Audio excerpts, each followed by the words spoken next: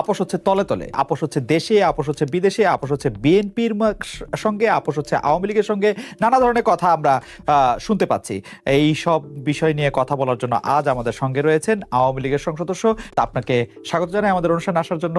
আপনার কাছ থেকে জানতে চাইবো, আওয়ামী লীগের হাজারো নেতাকর্মী পালিয়ে গেছেন ভারতে, যে শেখ হাসিনার পার্লামেন্ট নাকি এখন কলকাতায়, শেখ হাসিনার ক্যাবিনেট সদস্যরা কি সত্যি এখন দিল্লিতে? আপনার একটু মন্তব্য শুনতে চাই। কাজ করতে গেলে ভালো মন্দ ভুল ত্রুটি থাকবে, স্বাভাবিক। কেউ ভুলের ঊর্ধ্বে না, আমরা কেউ না।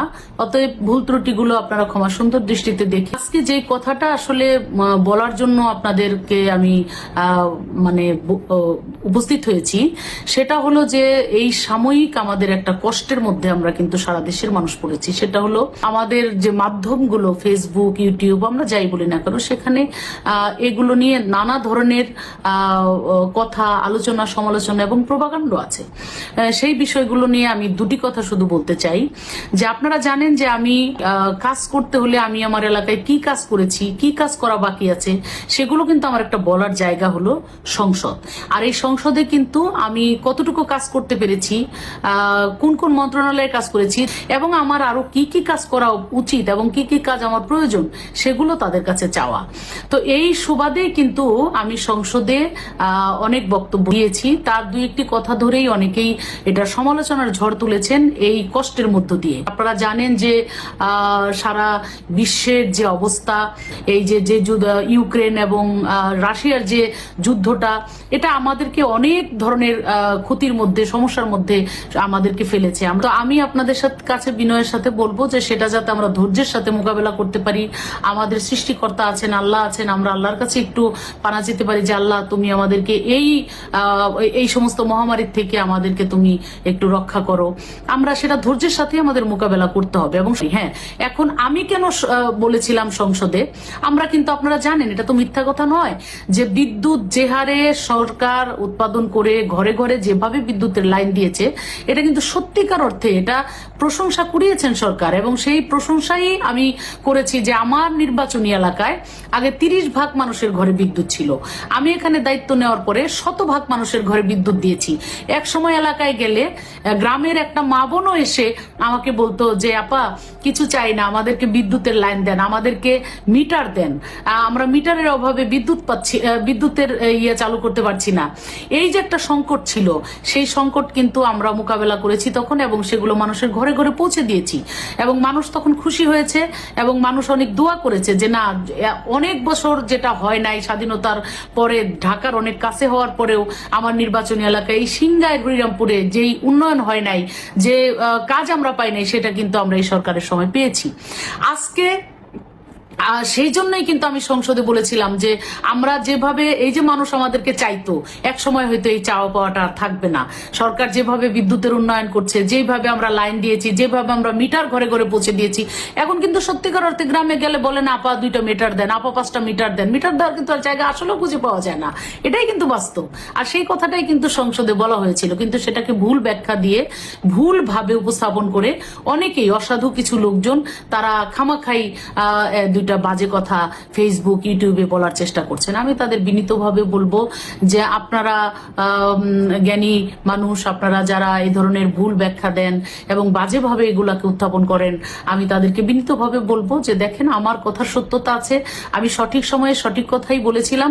সাময়িক এই সমস্যা, এটা আমি কেউ কিন্তু জানতাম না। সেটা একটা সারা বিশ্বের এই পরিস্থিতির কারণে সেটার একটা অবস্থার মধ্যে আমরা পড়ে গেছি। আমরা যদি পার্শ্ববর্তী দেশ, আমরা জানতাম পাকিস্তানের আজকে অবস্থা হবে, আমরা জানতাম শতভাগ শিক্ষিত দেশ শ্রীলঙ্কা, সেই দেশের মতো মানুষের এমন করুণ অবস্থা হবে, আমরা কিন্তু জানতাম না। আমরা অনেক কিছুই জানি না। এই যে কথা বলছি, একটু পরে আমি যে কথাই বলতে পারবো না, সেটাও কি আমি জানি? একটু পরে আমি রাস্তায় বের হলে আমার একটা দুর্ঘটনা ঘটতে পারে, সেটাকে আমি জানি? জেনে শুনে কি আমি সেটা আমি তাহলে সেই দুর্ঘটনায় পড়ি না? তো কখন যে কি হয় সেটা আসলে তো একমাত্র সৃষ্টিকর্তা ছাড়া কেউ জানেন না। যখন আমি বলেছিলাম সত্যি সত্যি আমাদের বিদ্যুতের অবস্থা এত সুন্দর এবং ভালো ছিল, এবং আমার শতভাগ বিদ্যুতায়ন আমার আসনে করেছি, মানুষকে দিয়েছি, মানুষ তো মহা খুশি হয়েছে। এবং এখন এই সাময়িক এই পরিস্থিতিটাকে ধৈর্যের সাথে আমাদের মোকাবেলা করতে হবে। সেই জন্য আমাদের সকলেরই ধৈর্য ধারণ করতে হবে, সকলেরই চেষ্টা করতে হবে, সরকারকে সহযোগিতা করতে হবে। আমাদের বিদ্যুতের খরচ কিভাবে কমানো যায়, কিভাবে এগুলাকে মোকাবেলা করা যায়, আমাদের সকলের সেটাও উদ্যোগ নিতে হবে।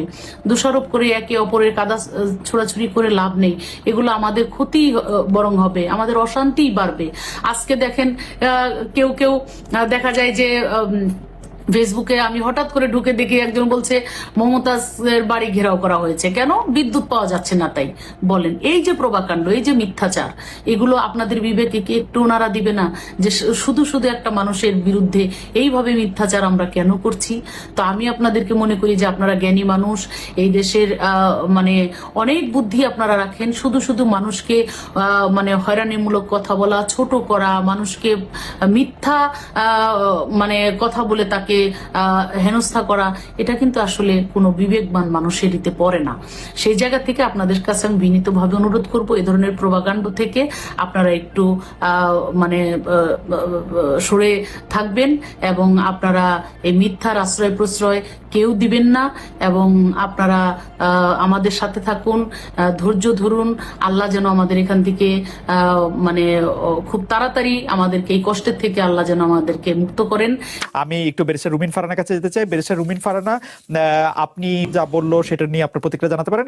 এই যে একটা পুরো সিস্টেমকে শেষ করে দেয়া, ধ্বংস করে দেওয়া, এমনকি অ্যামিকাস কিউরি যারা ছিলেন তারাও কিন্তু সকলেই, একজন বোধহয় বাদ, তারা প্রত্যেকেই তত্ত্বাবধায়ক সরকারের পক্ষে কথা বলেছেন, এবং যেই বিশিষ্টজনদের মতামত নেওয়া হয়েছে প্রায় 100 খানেক, তারাও মোটামুটি সবাই তত্ত্বাবধায়ক না, ঠিক আছে, আপনার এই বক্তব্যের সাথে কোনো দ্বিমত নাই, কিন্তু যেটি আসলে প্রফেসর হাবিব মিল্লাত যে প্রসঙ্গটি তুলেছিলেন যে আসলে তত্ত্বাবধায়ক সরকার ব্যবস্থাকে নিয়ে যে এই বিতর্ক, এই মতামত, জাস্টিস কে এম হাসান থেকে তার শুরু, বিচারকদের বয়স বাড়ানো নিয়ে ব্যারিস্টার মওদুদ আহমেদ তার বীজ বপন করেছিলেন, সেটি জনাব ইয়াজউদ্দিন আহমেদকে তত্ত্বাবধায়ক সরকারের প্রধান উপদেষ্টা করে তার পরিণতি দিয়েছিল বিএনপি সরকার। এর দায় বিএনপি কিভাবে এড়াবে?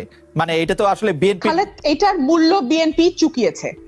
আমি যদি তর্কের খাতিরে দায় ধরে নেই, সেই দায়ের মূল্য বিএনপি চুকিয়েছে। 15 বছর ধরে আজকে বিএনপি ক্ষমতার বাইরে, আর 2 বছর ধরলে 111, 17 বছর। 1 2 হলো আপনার মাথা ব্যথা, প্রতি সন্ধ্যায় আপনার মাথা ব্যথা হয়, আপনি কি সমাধান হিসেবে মাথাটা কেটে ফেলে দেবেন?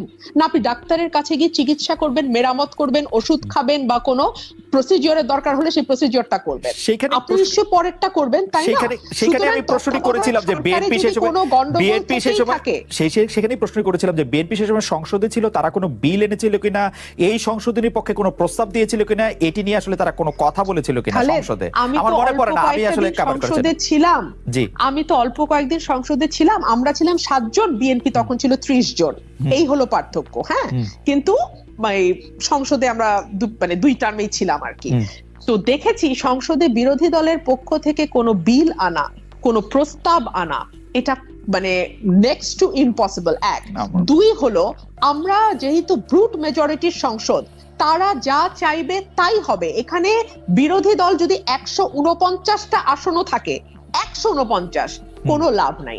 70 ধারা আমার মনে 151টা আসন যাদের, তারাই এটা জিতবে। আমার মনে হয় আপনার বক্তব্য পরিষ্কার, আমার বক্তব্য পরিষ্কার। আপনি যদি বেগম খালেদা জিয়া প্রসঙ্গে আসেন, জি আসতেছি খালেদ, তার আগে একটা কথা একটু বলতেই হয় যে বাংলাদেশে নির্বাচন না থাকার যে অবশ্যম্ভাবী পরিণতি হয়েছে, সেটা হচ্ছে আমরা না এখন প্রজার মতন হয়ে গেছি।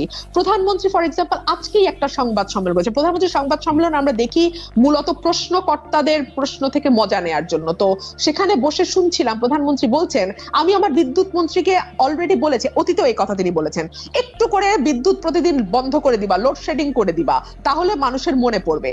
এর আগে তিনি মিডিয়ার ব্যাপারে বলেছিলেন, যেমন দিয়েছি তেমন ফেরতও নিতে পারি।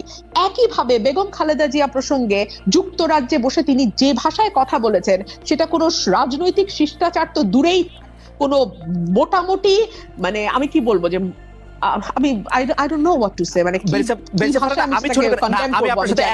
আমি আপনার এই স্পিরিটের সাথে সম্পূর্ণ একমত। আমি শুধু ছোট করে জানতে যেতে পারি যে ব্যারিস্টার ফারহানা, 15 আগস্টকে একটি উৎসবের দিন হিসাবে কেক কেটে পালন করাটা সম্পর্কে বিএনপির আসলে দলীয় অবস্থানটা কি? এবং যেই জন্মদিনটা আসলে না, 15ই যে জন্মদিনটা না 15ই অগস্ট কারো জন্মদিন হতেই পারে না, তাই সেটা তার জন্মদিন না, সেটা তার জন্মদিন না, সেটা 94 সালের পর থেকে শুরু হয়েছে। না না, সেটা আপনার বিএনপিকে এখনো বলে যে বেগম জিয়ার জন্মদিন 15 আগস্ট।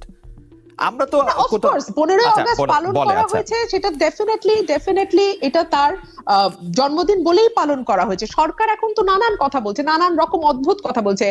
দেশনেত্রী বেগম খালেদা জিয়ার ব্যক্তিগত জীবন, তার আর্লি ম্যারিড লাইফ, মানে যা মুখে আসছে তাই বলছে।